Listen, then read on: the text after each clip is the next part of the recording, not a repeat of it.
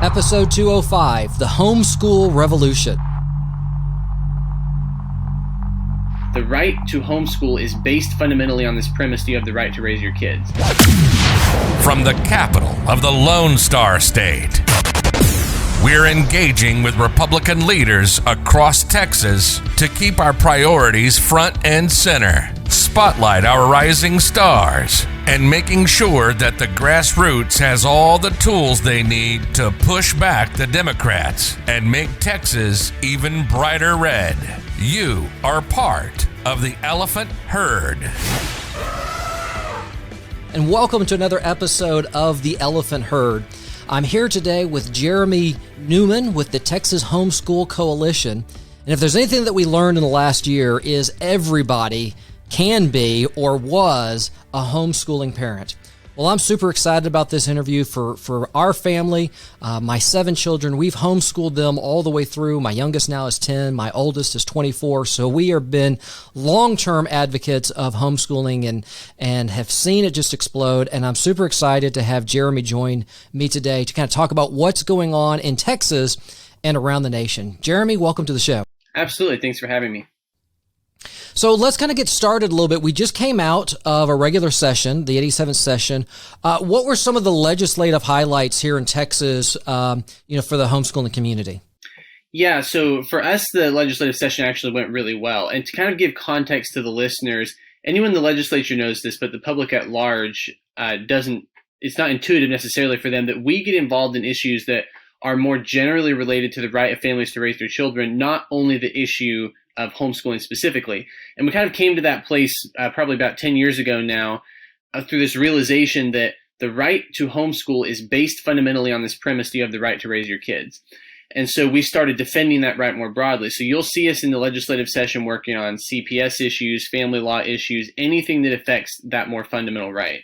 So this past legislative session, one of our big priorities was Cps Reform, and we've been involved in a number of cases that really highlighted some major problems in that area. And so we had this really big omnibus bill called the Parent-Child Protection Act that we were pushing through, and that included, I think, about 8 different reforms all packaged together inside that bill. We've been working on it for about 4 years. And it got all the way through this legislative session, and it was actually almost unanimous on the House and the Senate, which that was strange to me because that doesn't normally happen. Something unanimous on both sides of the House, House and Senate, that's amazing. I know, yeah, that was strange to me, but it was, the people who've worked in that space for a long time, and I agree with them, describe it as the most significant pro-family CPS reform that has ever passed in Texas. And so that went into effect this past September 1st. And then the other really big thing we worked on that made it through the session is a bill called the UIL Equal Access Bill. And the idea behind that bill is to allow homeschool students to access extracurricular activities at their local public school. Most other states had allowed that for a long time, and Texas didn't. And we'd actually been working on it for about 20 years, finally got it through this legislative session. So those were probably the 2 big highlights. Yeah, so just as a homeschooling parent, I mean, what that means is, my child can participate in football and band and some of these other things, even as a homeschool. And prior to this, we didn't have that option. And, I think that's important is what the homeschool movement is about creating options. And with the big thing, I think we just heard it in Virginia where, the gubernatorial candidate, is co-parenting with the government. If there's anyone I don't want to co-parent with, it's the government. So tell us about some things that maybe are on the wish list around this, kind of family rights and around, options for homeschooling that maybe we didn't get. We never want to just sort of say, hey, we were successful. What are some things as you look forward potentially in some of the special sessions, but probably more likely in the 88th? What are some things that you see, advocating for here in Texas? Yeah, so there are a number of things that I would anticipate coming up in the future. So one of the ones that we actually did work on this session, but it was lower on the priority list, is juvenile curfews. And so people don't stop and think about often how this might disproportionately affect homeschool families, but it does, because the way a juvenile curfew ordinance normally works in a local county or local city is they say, a student that is school age, K through 12, is not allowed to be out during certain hours, right? But the fundamental difference between a homeschooler and all of the other students is that they do not keep the same school hours. And so it has traditionally it's had a disproportionate effect on homeschool students compared to other students. And we've actually had to fight that kind of one at a time locally in a bunch of cities around the state over the last decade or so. And so we worked on a bill to just prohibit those statewide, and it didn't make it through this session. So that's something we might be putting higher on the priority list in future sessions. Something else that I'm sure is going to come up, it's been coming up for the last several sessions, is some type of school choice legislation. And that's been presented in a lot of different forms. But the general point is that homeschool families pay twice right now. They pay all of the taxes to support the public education system, and then they pay again to go educate their own students.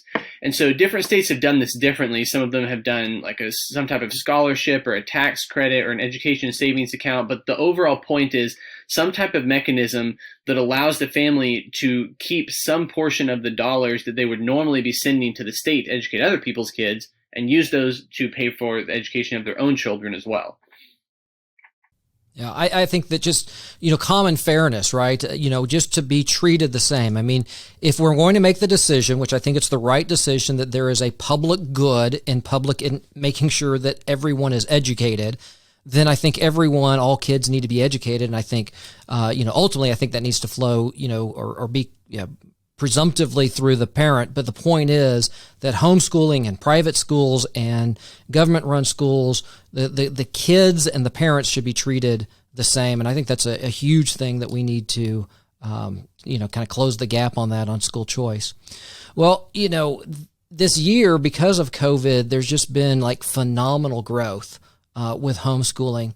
Tell us about some of the growth and also some of the growing pains that you've seen, not just here in Texas, but maybe in some of the other places, as more and more people are starting to get involved with homeschooling. Yeah, so this is a fascinating change, actually, that's happening inside the education community. And virtually everybody knows at this point that there was a humongous homeschooling boom in 2020. Most people probably know there was another big homeschooling boom in 2021. And so I like to try and put context to that for some people, because what happened several interesting things happened in the spring of 2020 all at the same time. The first thing that happened was that there was this big push by the education establishment to come up with some model regulations for homeschooling across the country. There was actually a panel discussion that Harvard University put together, and it was being hosted by a couple different professors whose professed ideology was that homeschooling should be presumptively banned across the country. Those are definitely the people that we want writing the regulations for homeschoolers, the people that assume it's a bad thing to start with. Of course, everyone's top choice right there. And so they got tons of pushback on that, and they kind of stuck to their guns until COVID came around, and overnight, everybody in the country became homeschoolers, right? And up till that point, the messaging had kind of been homeschooling is kind of this far radical religious right fringe movement where kids are being isolated from the government. Nobody knows what's going on. It's very conspiracy theory laden kind of talking points that they're using. But then all of a sudden, everybody became a homeschooler, right? And so now, who exactly are you targeting? That was the problem they ran into. And so they canceled their event. And then we went on this, kind of about 8 months at that point, another 8 months through the year, we had this huge boom in homeschooling that went through the summer. We approached the fall, and everyone's question was, will these people continue homeschooling? And they did in humongous numbers, right? And it depends on whose numbers you trust, but we're talking about somewhere between probably a doubling and a tripling of homeschooling that happened in the fall of 2020. And so then you get back around to the fall of 2021. Right. And everyone's question again was, how many of these people are going to stick to homeschooling? Was this just a temporary shift? And then in the fall of 2021, the numbers started going up again. Right. And that was around the same time that the Delta variant became a big thing again. There were more conversations about shutting down schools. There were conversations about vaccine mandates. Like, it all hit the news again. And we had this huge influx of people who were asking us how to start homeschooling. So the point of context I try and make people understand is that I don't think we can assume that anything will go back to normal, right? That includes education. One of the big reasons for that is because what we saw happen in 2020 was kind of this unveiling of these system-wide problems with the public education system. And it's because we were in a state of crisis. But what people don't realize is that individual families go through crisis all the time. That's a normal thing for individual families. And when they're going through an individual state of crisis, they experience all the same things that everybody experienced during COVID. So you might have someone get sick, you lose transportation, you lose housing, right? You lose a job. Like any of those types of things might totally throw off your schedule. And the problem with the public education system that everyone realized was there's no flexibility, there's no stability.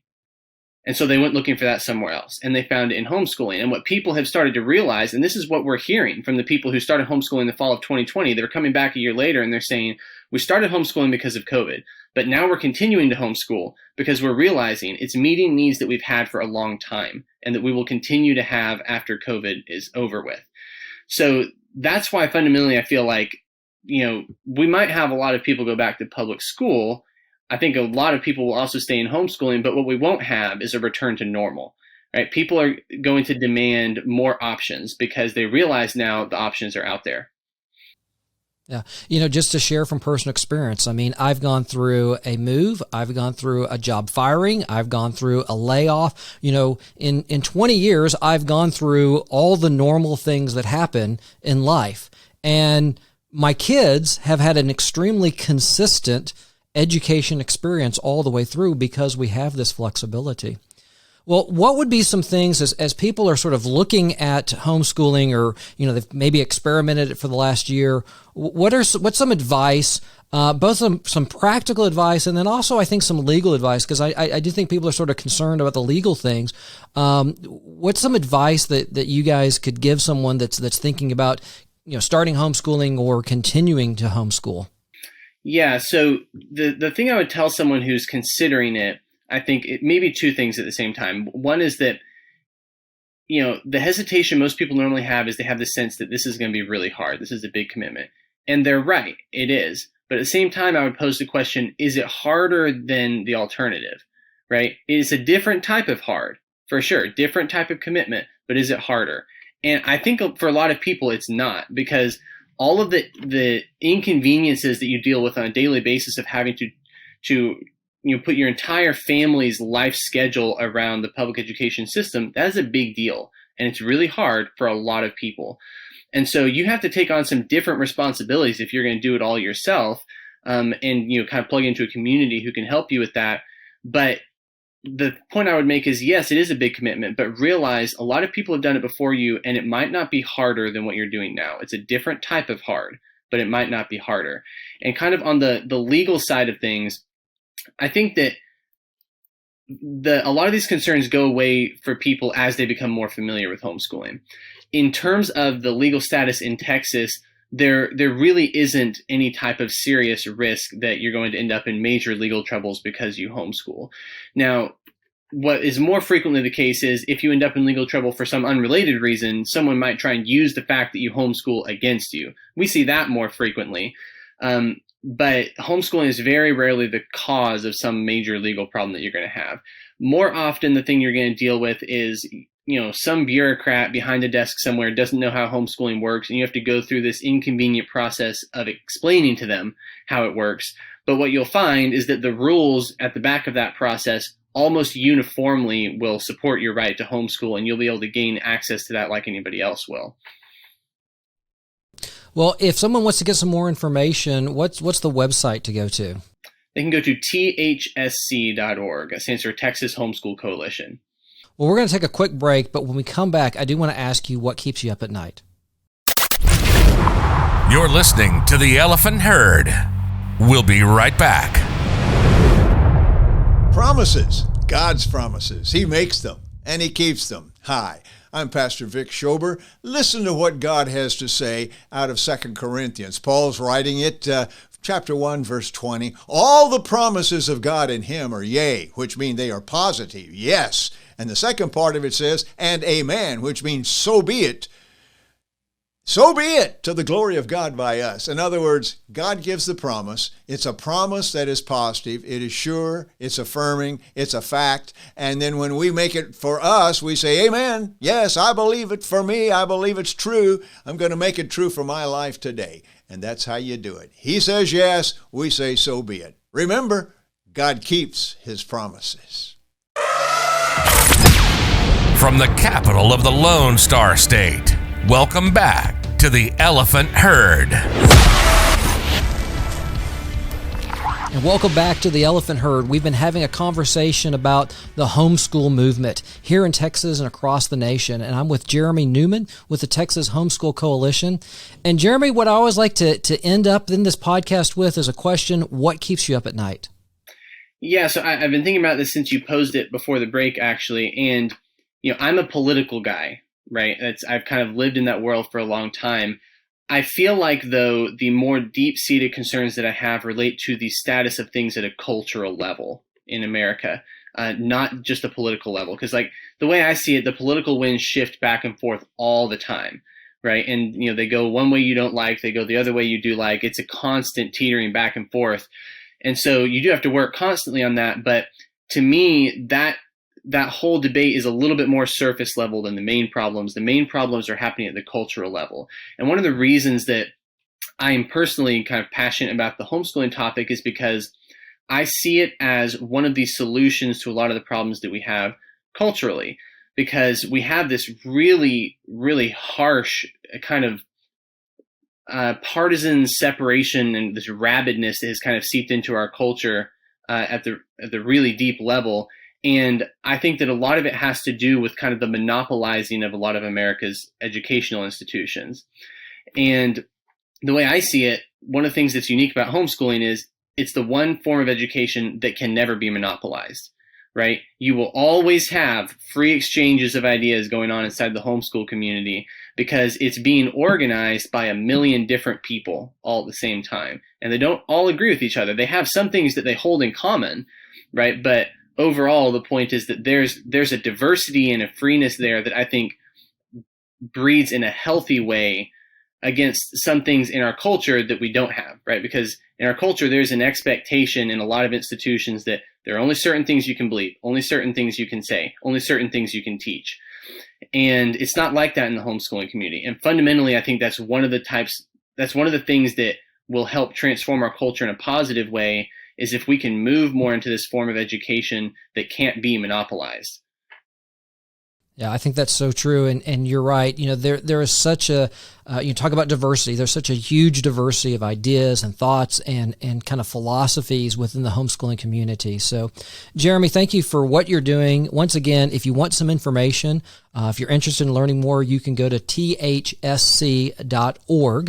and get your information. I think it's something that, in all sincerity, every parent should strongly consider homeschooling. It might not be for everyone, but I think that every parent should at least consider seriously homeschooling your kids. Well, thanks again for being a part of the Elephant Herd. If you do have any questions, comments, or suggestions for future episodes, you can text me at 512-729-5712. If you want to listen to previous episodes, you can go to texasgop.org/podcast. The Elephant Herd is provided by Texas Political Training and Empowerment and the Republican Party of Texas and is not authorized by any candidate or candidates committee. If you found this episode valuable, please subscribe to the Elephant Herd. Leave an honest rating. You can get all the links to your favorite podcast listening apps at texasgop.org/podcast.